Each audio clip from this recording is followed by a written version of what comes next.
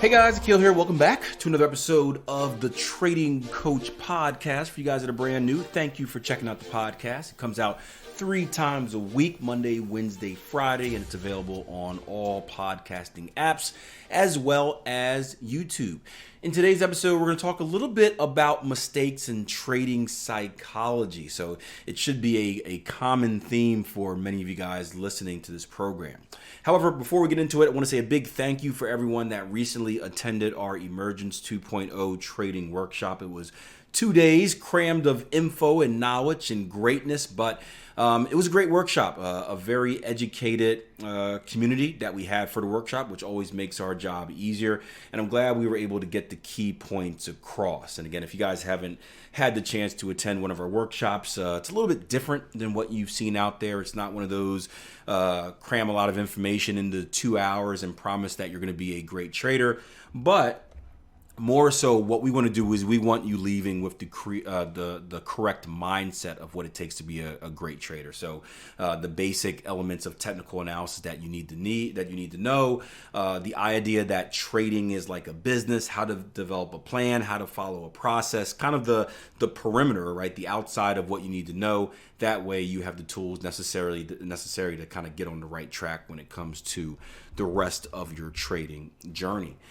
And I got back home and I started checking my email, and I got an email from a trader that I've been working with for a while, and I just answered it, and I wanted to share it with you guys because I thought it was a common concern that many of you have either had in the past and had to overcome, or maybe it's something that is currently holding you back, and that is making mistakes, right?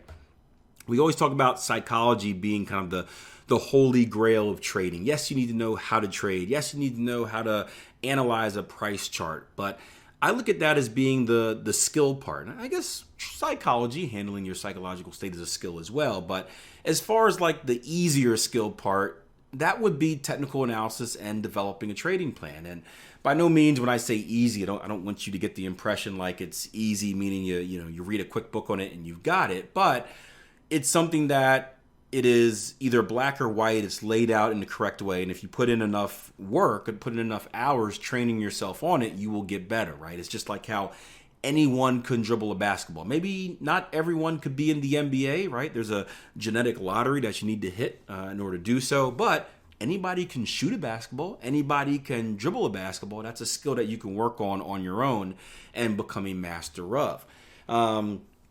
But trading psychology is typically what holds people back, and really the willingness to do something about it is probably the biggest game changer that I see. Basically the stubbornness of saying, I'll be all right. That's just a one-time deal, or really dialing down and saying, okay, I gotta really work on this. And that was even the game-changing moment in my trading career. But the question said, I want to ask for some advice about trading psychology. To be honest, I did not actually foresee that I would have any psychological issues, but this isn't one of the more blatant ones that I've heard about. I have made 2 mistakes this month. Give me a second to chug some water.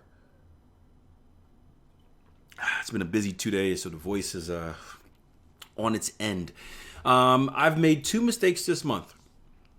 The first one was that the stop loss on my cheat sheet was wrong for one of my instruments, which meant I missed an opportunity because price never came into the zone as it was smaller with this stop loss. I have changed it now, so it shouldn't happen again. And basically, the trader is trading a fixed position or a fixed percentage, type of style when it comes to risk management. So based on her risk requirements, there's each pair and what it translates to into a monetary figure has a certain max stop loss. And a max stop loss is basically, this is as much risk as I can take on before I have to say it's too much. So basically, this is how far my stop can be for the trade to be takeable. And basically on the cheat sheet, it was written down wrong. So she thought that the opportunity was too big, the risk was too much, when it actually wasn't. So just an error like that. And she said she went on to change it to make the correction, and so that shouldn't happen again. The second one was yesterday evening. This mistake has happened to me before, but because of the last time it happened, I had set alarms on my phone to avoid me getting distracted and forgetting to check the charts. This was working well. Then, yesterday, I set the wrong one by mistake. So, the trader, right, if you're trading on something like an hourly time frame, on a 4-hour time frame, it doesn't require a lot of maintenance, right? If you're going to be a day trader, you got to actively watch your charts all the time. If you're trading on a 4-hour time frame, you know that you get a single candle every 4 hours. So there's a lot of downtime in between. However, if you're actively watching a trade and you know that you're waiting for a very specific entry technique that may come at the next candle, it's important that you remember to go back, check your charts to see if that signal occurred or not. And sometimes in the midst of a busy day, you may forget about that. So you may say in your mind, oh yeah, check my charts at the 5 o'clock close. And then before you know it, it's like 5:30. You're like, crap, I forgot. And you missed the signal. So what this trader was saying, that has happened to her before. So she went about setting alarms, right? Either setting alerts on your chart or literally setting alarms on your phone.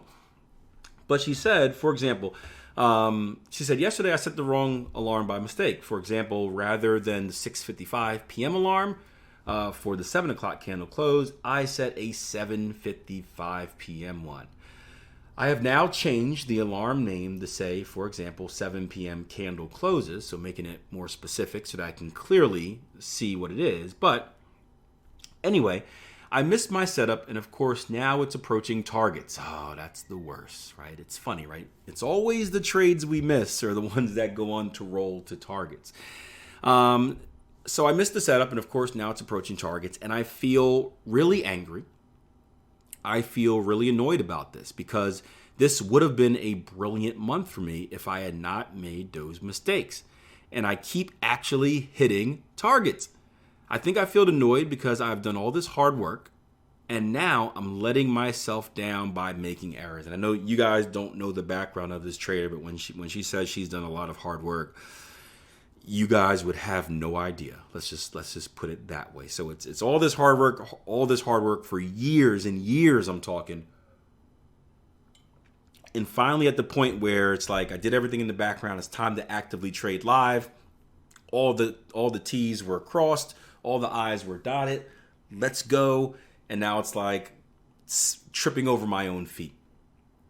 And that's it's a tough feeling. It's to give kind of a reference point. I coach track and field, so our sport is kind of unique in the chance where you kind of get one shot, right? You typically get one race, and it's like you do all this training for the Olympics, for example, right? You're training for years and years and years, sometimes a lifetime, and then you get to the Olympics, which happens once every 4 years, and you finally get a chance to kind of cash out on the hard work you did, and you false start. Or you fall during the race, or you get a cramp or something like that. And just like it's the biggest downer you can think of. Obviously, trading is a little bit different. You don't have to wait 4 years to trade again. And you can trade at any age, I guess, until your eyesight goes. But that's kind of the punch in the gut feeling that this trader is feeling. So she says, basically, I feel really pissed off / upset about it, which I know isn't good. What do you suggest I do when I'm thinking like this? For example, I have had people say, this is going to happen, you need to accept it, but just hearing that does not seem to be improving my psychology. I know mistakes will happen, but these mistakes do not need to happen. They were so easy to avoid. If you have any tips on how I can change my perspective, that would be really great. Also, did you experience this early in your trading? Did I ever? And again, I apologize. I'm trying to get as much out of my voice as I can, but it's on its way out. But my response was this: hey, I said, those people aren't wrong. And when referring to those people, I'm talking about people that say it's going to happen, you need to accept it, right? It's sorry, it's not what you want to hear, but it's going to happen. You need to accept it. And one of the reasons you need to accept it, because guess what? It's already happened. You can't do anything else but accept it. You can't change it unless you invent a time machine and go backwards. You can't change it. So you have to accept it and learn from it. And I said, the people aren't wrong. Mistakes do happen. And there will always be some type of mistake that pops up after some times. After all, we are human beings. And that's a part of my thought process that has changed massively over the years, right? I was brought up, my trading mentor was ex-military, right? He is very stern. There's no bend or break. It's this, you be robotic. And I used to think the same thing for a very, very long time. A robotic, no mistake, you have to be perfect. And as I grew as a person and started learning more about myself during trading, and I also, side studies. I don't know if you want to call it. It's not like a traditional study, but I'm fascinated in learning how the human brain works and how humans work and act in general. And that's partially for my own curiosity, but doing stuff like working a lot with sports psychology, working a lot with kind of like, studying neural pathways and doing the TED Talk stuff. And just, it's interesting stuff about how we can literally change ourselves as humans and how we're programmed. But one thing I understand is that we are not perfect and we will never be perfect. And that is the pro and con of being a human being. So no matter how hard you try, there is always going to be some type of mistake. And I think it starts with accepting that. I think when you try to be perfect, you're more likely to make mistakes because you're putting kind of an extra pressure on you. When you don't have to be perfect, it kind of allows you to act more freely, which gives you an opportunity to be better on a consistent basis. Think about it like, taking a test with, with no time limit and all the time in the world to do anything versus taking a test where it's like you have a big countdown clock in front of your face and the teacher's staring over your back. Sometimes that pressure kind of makes you perform worse. So I said it's human to make mistakes, so it's okay. The key, however, and this is the big one, try not to make the same mistake twice, right? It's okay to make mistakes. Try not to make the same mistake twice. When you consistently make the same mistake, now it's turning into more of a habit. That's more of a red flag. That kind of means you're not really learning from the first time. So I said you've already done the right thing with the cheat sheet as far as making the adjustment, and that should eliminate that mistake, right? And obviously you may find other errors on different pairs, but hopefully making that mistake the first time, the trader is able to review kind of the entire cheat sheet and just double check for what would be like a trading version of a typo, making sure everything's right. I said the alarm one is a little harder because you may not be checking the exact time at every day. So if you're supposed to check your chart every day for a signal at 7 o'clock, that's a little bit easier because you can set that alarm once and be done, or set multiple alarms in case you missed the first one once and be done. But if one day, you need to check at 7, but another day, you need to check at 5, and you're programming alarms kind of on the fly, that could be a little bit more difficult because, I've forgotten to set alarms before. I told the trader a big mistake I make is I'll set alarms, but I'll have AM instead of PM. And there's just all type of human error in that. I guess the solution would be you set an alarm for every single time that you would ever need to check a chart and you never delete it. But that could become quite annoying, I can imagine, with an alarm going off every 4 hours. And I guess 4 hours maybe isn't that bad, but let's say you're someone that's on the hourly, right? Every hour an alarm goes off. But that is still a potential solution. But there's always human error. You can dismiss it by accident. Your phone could be on silent. Who knows? You can leave your phone at home for all I know. So that one's a little bit tougher because there's a little bit more human error in that one. But that would be a solution. Just set it all and deal with kind of the annoyance, with the payoff being you never miss an opportunity to check the chart at the right time. But I said, I think the best thing you can do as far as dealing with the pissed off state, I said, is take some time away from the market, right? Fortunately, I'm getting this email. It came on a Friday, I believe. Yeah, it came on a Friday morning. So the market's going to close for the weekend. So that's a perfect opportunity to kind of refresh because you can't trade on Saturday and Sunday anyway, or I guess most of Saturday and Sunday anyway. So it's a perfect time to get away from the market, kind of refresh and approach it with the right mindset again, because you never want to approach the market when you're angry and pissed off, because you're going to want to get revenge for the trade that you missed. And when you want to get revenge for the trade that you missed, you're going to do something stupid like taking a trade you're not supposed to, or maybe getting greedy with targets or something of that nature, and you're probably going to lose more money.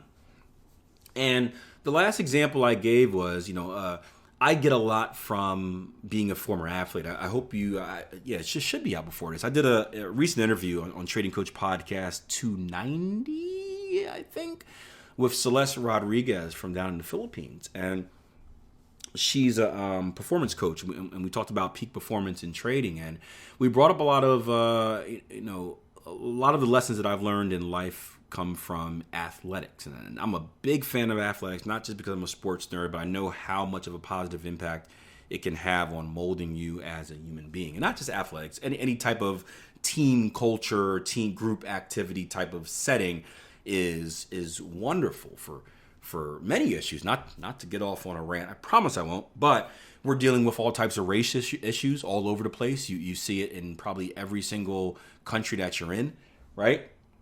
When you're in that war type of setting, that locker room setting, guess what never came up, ever, right? Race. I don't remember in there knowing if people were white, people were black, people were Asian, Hispanic, right? It's never race. You know why? Because there's a much bigger common goal. And it's interesting how when we're focused on that common goal, we forget about the dumb stuff that we judge each other on there all the time, right? It's an amazing atmosphere, and you don't really see it. My only experience is in sports. I don't know how it is in the military. I would guess it's very similar because you're probably too busy worrying about trying to live every day than worrying about someone being blatantly racist. And again, not to get too much off of it, but sports has taught me a lot. And one of the things that sports has taught me is to deal with a massive amount of disappointment, because I have made bad plays. I have lost a lot of games, and there's nothing you can do about it, right? Once you lost, right? This is before participation trophy type of days. You don't get, oh, good job at losing today. No, you lost. Like, you don't want to feel like this, get better. And countless times I remember going home at night saying, getting cut from a basketball team, saying, man, what if I would have made that one shot? Would I have been on the team? Or losing a football game, or like, man, what if I would have caught that ball, right? I had the worst moment of my athletic career is probably in high school. I was a really good high school player, all state, had a few records in the city. And it was the biggest recruiting game of my career, where my coach told me, like, hey, we're going to air it out as a receiver. We're going to air it out today because you got all these recruits coming down to check you out. And I dropped like 3 touchdown passes in a row to start the game. And I just, I'm on the sideline. We were up by like 1 million points. I'm on the sideline like crying because I'm just thinking about like how I'm blowing my chance to get a college scholarship. And then it's just making it worse because I'm putting more pressure on myself to catch the next touchdown pass. And I'm doing dumb stuff and I'm dropping that one. It's just like, it's piling on and piling on. And I remember it was at that moment in that game where I had one of our assistant coaches told me, he's like, look, man, you got like you could be pissed off for like 5 minutes and then you need to forget about it. And you're like, because there's nothing you can do about it. All you can do is improve upon the future. And that stuck with me to this moment, where I tell the athletes I work with, like, I'll talk to them. I say, hey, you got 2 minutes. I'm going to come back in 2 minutes. You need to forget about whatever you're feeling bad about, because we need to worry about the future. And I take that into my trading as well, right? You're only as good as your next trade. And again, after your mistake, or after, even if it's just a losing trade, guess what? Ask yourself this question. Is there anything you can do about it? There's absolutely nothing you can do about it. It has happened, right? So you can't sit there and throw a pity party and have all these regrets, right? All you can do is learn from the situation, ask yourself, well, how can I improve upon it so that this past mistake or this past whatever feeling is different in the future? So you got to just tell your brain to shut up. Take your pain, put a clock, put a timer on, give yourself 5 minutes to throw your poo-poo party or whatever it is, and then start working towards the next. Because what I got from this question, the biggest part was this. It was, I think I left this part out, but it was, I keep thinking that I'm missing all my winners. Here we go. I feel angry and annoyed about this because this would have been a brilliant month for me if I had not made those mistakes. And I keep thinking that I'm missing all my winners. And then when the losses come, it'll be more significant. I missed these. In total, 3 trades have been mistakes. 2 of them hit both targets. One of them was break even, and one actually hit, I think, 1 target, whatever like that. But I feel annoyed because I've done all this work, and now I'm letting myself down by making errors. But if you ignore all the stuff, right? If I had not made those mistakes, I would have had a brilliant month. And that tells me this. That brilliant month is going to come in the future. Because it shows me that the plan works, the system works, it finds good opportunities. That's most importantly. The problem is that you're stepping over your own feet right now. And that's a negative, don't get me wrong. But that is something that can be fixed. And that is something that this trader will fix because this trader is too determined not to fix it. And when that trader fixes it, she's going to have more brilliant months. And she's going to go back and laugh at, man, those first 2 months and all that dumb stuff I did. And it's not going to matter, right? You guys know my story of me slowly eliminating one mistake at a time, right? And it seemed like forever when I was going through that process, right? 30 mistakes down to 29 down to 25 a month. Yeah, I made a lot of mistakes. And that process seems forever. But you fast forward, about 8-9 years now since that happened, and it's like, I don't remember. It doesn't seem like anything. So the last thing I told the traders is, look, you're just taking your pain up front. You're taking your pain up front, and you're going to have years and years of pleasure down the road. And that's not a bad thing. But the key is, you can't just hope and wish that these mistakes go away. You've got to take deliberate action to make sure that they go away and make sure that they stay away.